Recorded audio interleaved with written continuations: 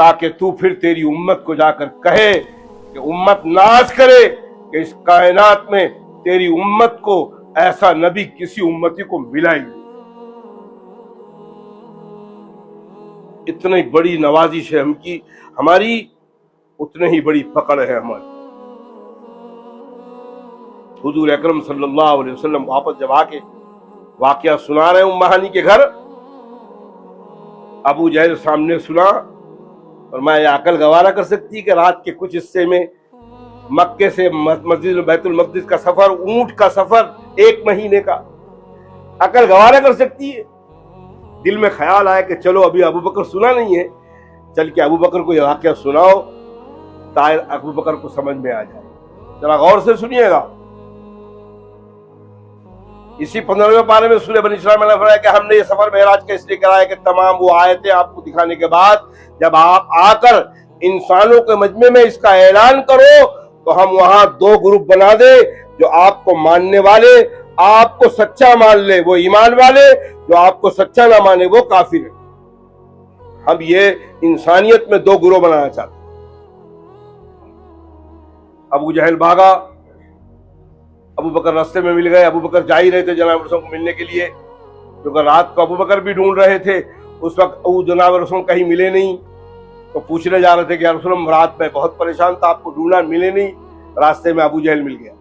ذرا غور سے سنیے گا، ابو جہل نے معراج کا واقعہ جناب رسول کے زبانی سے سنا ہے، لسان محمد اللہ سے سنا ہے، اور اب ابو بکر ابو جہل کی زبان سے سن رہے ہیں۔ ذرا غور سے سنیے گا۔ ابو جہل نے فرمایا کہ اے ابو بکر، اگر کوئی یہ کہے کہ رات کے کچھ حصے میں مسجد حرم سے مسجد اقصی گیا اور پھر ادھر سے میرا سفر شروع ہوا، 7واں آسمان پر گیا، سدرۃ المنتہا گیا، عرش اعظم پر پہنچا، اللہ سے بات چیت کی، اللہ کا کچھ صحابہ کا کہنا ہے کہ اللہ کا دیدار بھی کیا، کیا یہ بات سمجھ میں آتی ہے؟ کیا یہ عقل میں آتی ہے؟ حضرت خان بھی لکھتے ہیں کہ ابو بکر نے فوراً جواب نہیں دیا۔ تفسیر ابن کثیر نے طبرانی نے لکھا کہ فوراً جواب نہیں دیا ابو بکر نے، غور کیا، اور غور کرنے کے بعد کہ بات یہ ہے کہ یہ دعویٰ کون کر رہا ہے، دعویٰ کس نے کیا ہے وہ بتا پہلے۔ یہ ابو بکر کی عقل مندی ہے۔ آپ کے پاس ایک آدمی آئے اور اس کے پاس مرسیڈیز گاڑی ہو اور وہ کہے کہ 4 گھنٹے میں دلی پہنچ گیا ہوں، آپ یقین کریں گے؟ مرسیڈیز گاڑی میں بیٹھ کر 4 گھنٹے دلی پہنچا، یقین کریں گے آپ؟ کوئی عقل مند یقین کرے گا؟ لیکن اگر وہی آدمی بامبے کی جوہو چوپاٹی سے ہیلی کاپٹر میں بیٹھے یا پلین میں بیٹھے اور دلی پہنچ جائے اور وہ آ کے دعویٰ کرے کہ 4 گھنٹے میں پہنچ گیا، اب یقین کرنے کی بات ہے کہ نہیں؟ سفر کرنے والے الگ الگ ہیں، ایک مرسیڈیز میں سفر کر رہا ہے اور ایک پلین میں سفر کر رہا ہے۔ پلین والا یہ وعدہ کرے کہ دعویٰ کرے کہ میں 4 گھنٹے میں پہنچ گیا ہوں، یہ یقین کی بات ہے۔ مرسیڈیز گاڑی والا بہت قیمتی گاڑی ہے، لیکن وہ یہ دعویٰ کرے اس گاڑی میں بیٹھ کر 4 گھنٹے میں دلی پہنچاؤ، جھوٹ بول رہا ہے۔ ابو بکر نے سوال کیا کہ پہلے یہ دعویٰ کرنے والا کون ہے وہ بتا۔ تب ابو جہل 3 مرتبہ پوچھنے کے بعد ابو جہل کہتا ہے کہ اللہ کے بندے، جس کو تو نبی مانتا ہے، یہ دعویٰ محمد الرسول اللہ صلی اللہ علیہ وسلم نے کیا ہے۔ ابو بکر مسکرا دیے، فرمایا کہ اگر محمد الرسول اللہ نے کیا ہے تو اے ابو جہل سن، میرے آقا محمد الرسول اللہ نے بالکل سچ کہا۔ اللہ نے فوراً جبریل کو بھیجا، جاؤ محمد اللہ کہو کہ ہم نے صدیق کو صدیق اکبر کا لقب دیا، اور ابو جہل نے اللہ کے نبی کے سننے کے بعد جہالت کا ثبوت دیا، ہم نے اس کو ابو جہل کا لقب دیا۔ یہ جاہلوں کا باپ اور یہ صدیقوں کا اکبر، صدیق میں سب سے بڑا، اب یہ امتیاز بنا دیا۔ اب ہم آپ غور کریں، اگر ہم جناب رسول اللہ صلی اللہ علیہ وسلم کی زبان پر، آپ کی شریعت پر، آپ کے حکم پر صدیق اکبر جیسا یقین رکھتے ہیں، انشاءاللہ صدیق اکبر کے ساتھ جنت میں ہم ہوں گے انشاءاللہ۔ اور اگر ہم ابو جہل کے اللہ کے نبی کی زبان پر یقین نہ کرتے ہوئے ابو جہل کے طریقے پر چلیں گے، اللہ نے وہیں مکے میں فیصلہ کر دیا ہے کہ ابو جہل کے پیچھے چلنے والے جہنم میں جائیں گے اور ابو بکر کے پیچھے چلنے والے جنت میں جائیں گے۔ ایک کو صدیق اکبر کا لقب دیا، ایک کو ابو جہل کا لقب دیا۔ یہ سرٹیفکیٹ دے دی قیامت تک کے مان رہا اے لوگوں میرے محبوب کو ابو بکر جیسی محبت اور ابو بکر جیسا مانو گے، یہ سرٹیفکیٹ لے کر آؤ گے تو انشاءاللہ تم بھی ابو بکر کی معیت نصیب فرماؤں گا، من النبیین والصدیقین والشہداء والصالحین، میں تمہیں نبیوں کی معیت نصیب فرماؤں گا، صدیقین کی معیت نصیب فرماؤں گا، شہداء کی معیت نصیب فرماؤں گا، نیک اور صالح لوگوں کی معیت نصیب فرماؤں گا۔ یہ معیار وہاں آ گیا۔ ابو جہل نے اللہ کے رسول کی زبان سے سننے کے بعد یقین نہیں کیا، اور کافر کی زبان سے، انکار کرنے والے کی زبان سے اللہ کے نبی کے معراج کا واقعہ سنا۔ ابو بکر صدیق نے اقرار کیا کہ اللہ کے نبی سچ بول رہے۔ ابو جہل نے پوچھا اے ابو بکر کیا یہ عقل میں آنے والی بات ہے؟ فرمایا اللہ کا نبی بات وہی لاتا ہے جو عقل میں نہیں آتی ہے، کیونکہ وہ اللہ کے وحی کے ذریعے سے بات کرتا ہے، انسانوں کی عقل وہاں نہیں پہنچ سکتی جہاں اللہ کی وحی آتی ہے۔ اور اے ابو جہل میں تو اس سے بڑی بات پہلے محمد کی مان چکا ہوں کہ اللہ کے نبی کہتے ہیں کہ ایک فرشتہ آسمان سے سیکنڈوں میں آتا ہے اور مجھے پیغام دے کے جاتا ہے، ہم تو اس سے بڑی بات مان چکے۔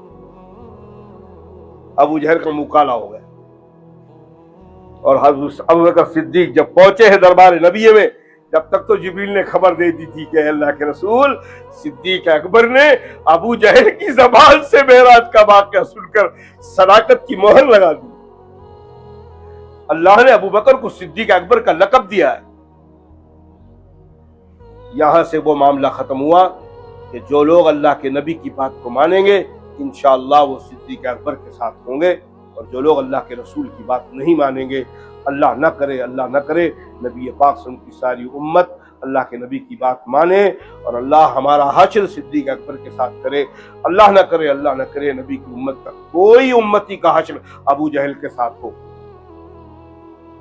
یہ وہ معراج ہے جس سے ہم کو اللہ کے رسول صلی اللہ علیہ وسلم سے امت کو یہ پیغام ملا کہ تمہیں وہ نبی دیا ہے جس کو ہم نے اس مقام پر پہنچایا ہے جہاں آج تک کوئی پہنچا نہیں۔ مکے سے براق پہ بیٹھ کے بیت المقدس جا رہے ہیں، 4 جگہ پر اللہ کے رسول کو اللہ کے ابراہیم نے روکا، اسپیڈ سے براق چل رہا ہے۔ ایک جگہ روکا، فرمایا رسول سواری سے اتریے، 2 رکعت نفل نماز پڑھیے، ابھی نماز فرض نہیں ہے، ابھی نماز آئی نہیں ہے، نماز پڑھیے 2 رکعت۔ آپ نے 2 رکعت نماز پڑھی۔ جب سواری میں بیٹھے فرمایا جبریل یہ کون سی جگہ ہے؟ فرمایا یا رسول مجھے یثرب ہے، اسی یثرب میں آپ آئیں گے تو یہ مدینہ منورہ ہو جائے گا، آپ ہجرت کر کے یہاں آئیں گے۔ پھر اسپیڈ سے چلی، ایک پہاڑ پر جا کے رکی، فرمایا رسول سواری سے اترے، 2 رکعت یہاں پڑھے آپ، 2 رکعت آپ نے وہاں پڑھی۔ سواری میں بیٹھے فرمایا جبریل یہ کون سی جگہ ہے؟ فرمایا کوہ طور ہے جہاں حضرت موسیٰ نے اللہ سے ہم کلامی کی۔ کوہ طور کے اندر کتنی برکتیں، کیا رحمتیں ہیں، وہ تو اللہ دکھایا اور جناب رسول دیکھا، اللہ جانے اللہ نے کیا دکھایا اور جناب رسول نے کیا دیکھا، وہ تو اللہ اور محبوب اور عاشق اور محبوب اور محب کے معاملہ ہے، ہم اس کو بات پہنچ نہیں سکتے۔ اللہ کے نبی نے جو ہمیں بتایا ہمیں اس پر یقین کرنا ہے۔ تیسری جگہ پھر سواری چلی، فرمایا رسول سواری کو روکا، فرمایا یہاں اتریے، 2 رکعت نماز پڑھی۔ اللہ کے رسول نے نماز پڑھنے کے بعد سواری بیٹھا، فرمایا یہ کون سی جگہ ہے؟ فرمایا یہ مدین ہے، حضرت شعیب علیہ السلام کا شہر ہے، جو سسر ہے حضرت موسیٰ علیہ السلام۔ یہیں سے واپس جانے کے بعد موسیٰ کو نبوت ملی۔ چوتھی جگہ پر رکایا، فرمایا یہاں رکو، اترو، نماز پڑھو۔ نماز پڑھنے کے بعد سواری میں سوار ہوئے، فرمایا یہ کون سی جگہ ہے؟ فرمایا بیت اللحم ہے جہاں حضرت عیسیٰ علیہ السلام پیدا ہوئے۔ 4 جگہوں پہ 2 رکعت پڑھایا، اور پھر بیت المقدس پہنچی، سواری کو جبریل نے باندھا، حضرت جبریل نے اذان دی، آدم سے لے کر انبیاء عیسیٰ علیہ السلام کا سارے نبی مسجد اقصی میں جمع ہوئے، سب بن گئی، مصلی کی جگہ خالی ہے۔ حضرت جبریل کو دیکھ رہے ہیں جناب رسول کے کہ یہ مصلی پہ کون کھڑا ہوگا اور کون نماز پڑھائے گا۔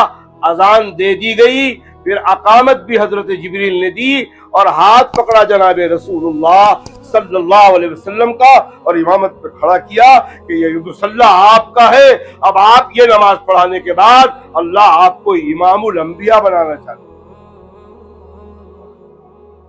آپ نے 2 رکعت وہاں پڑھائی۔ یہ 5 نمازیں پڑھی, 2 رکعت جو ابھی نماز فجر نہیں ہوئی تھی, اللہ کی حکمت کام کر رہی تھی, 5 جگہ پہ 2 رکعت پڑھایا, امت پر 5 وقت کی نماز فرض کی گئی. اس میں بھی تمثیلیں ہیں. حضرت موسیٰ علیہ السلام کے پاس جب جا کہا کہ میں 6 آسمان پہ موسیٰ علیہ السلام سے ملاقات ہوئی, 7ویں آسمان پہ حضرت ابراہیم کی ملاقات ہوئی. جب واپسی ہوئے حضرت ابراہیم کو سلام کیا, حضرت ابراہیم خوش ہو گئے, لیکن حضرت ابراہیم نے کوئی بات نہیں کی. 6 آسمان پر آئے, 6 آسمان پہ موسیٰ نے پوچھا کہ اللہ کے رسول کیا تحفہ ملا آپ کو اور آپ کی امت کو؟ فرمایا اللہ نے 50 وقت کی نماز دی. کتنی؟ موسیٰ علیہ السلام فرمایا کہ اللہ کے رسول میری امت کو 2 وقت نہیں کر پاتی تھی, آپ کی امت نہیں کر پائی. اللہ کی رحمت جوش میں, آپ جائیے, واپس جائیے. ایک روایت میں ہے کہ 9 مرتبہ آپ گئے, 5 5 5 5 کر کے 8 مرتبہ کیا تو 40 رکعت ہوئی, اور 5ویں مرتبہ 9ویں مرتبہ گئے تو 45 رکعت معاف ہوئی. ایک روایت میں یہ ہے کہ آپ 5 مرتبہ گئے, 4 مرتبہ 10 ہوئی, اور 5ویں مرتبہ 5 ہوئی, 45 نمازیں کم ہوئی. اللہ کے نبی کے محدثین اور فقہ, امام حنیفہ, امام مالک, امام شافعی, اللہ نے وہ عقل دی تھی, ایمان کے ساتھ جب عقل کو استعمال کرتے تھے تو پھر اس سے یہ باتیں نکالتے تھے, الذین یذکرون اللہ قیاما وقعودا وعلی جنوبہم ویتفکرون فی خلق السماوات والارض. پھر اللہ کے نبی کی امت نے غور کیا کہ نبی پاک کو معراج پر حضرت ابراہیم نے کچھ نہیں کہا, حضرت ہارون نے کچھ نہیں کہا, عیسیٰ نے کچھ نہیں کہا, یوسف نے کچھ نہیں کہا, موسیٰ نے کیوں کہا اور موسیٰ نے کیوں بھیجا؟ اور اس کے بعد اللہ کو فرمایا کہ اے لوگو تم موسیٰ علیہ السلام کا احسان مانو کہ موسیٰ کی وجہ سے تمہاری نماز کی تخفیف ہو گئی. موسیٰ علیہ السلام سے ہی اللہ نے کیوں کہلوایا؟ حضرت حجر ابن عسقلانی اور حضرت طبرانی نے اور حضرت امام مالک رحمۃ اللہ علیہ نے لکھا کہ اللہ کی مشیت کام کر رہی تھی کہ موسیٰ نے کوہ طور میں یہ اللہ سے مطالبہ کیا تھا کہ میں آپ کا دیدار کرنا چاہتا ہوں. اللہ نے جواب دیا تھا کہ تم دیدار نہیں کر سکتے. جب اللہ نے جواب دیا تو اب یہاں موسیٰ یہ سوچ سکتے تھے, اور موسیٰ کے بعد سارے پیغمبر آئے کہ اب اس کائنات میں کوئی اللہ کا دیدار نہیں کر سکتا. اس لیے 6 مرتبہ 9 مرتبہ حضرت موسیٰ بھیجتے رہے اور حضور چلتے گئے. اللہ یہ بتانا چاہتے تھے کہ اس کائنات میں سوائے میرے محبوب جناب رسول اللہ صلی اللہ علیہ وسلم کے کوئی مجھ سے ملاقات نہیں کر سکتا.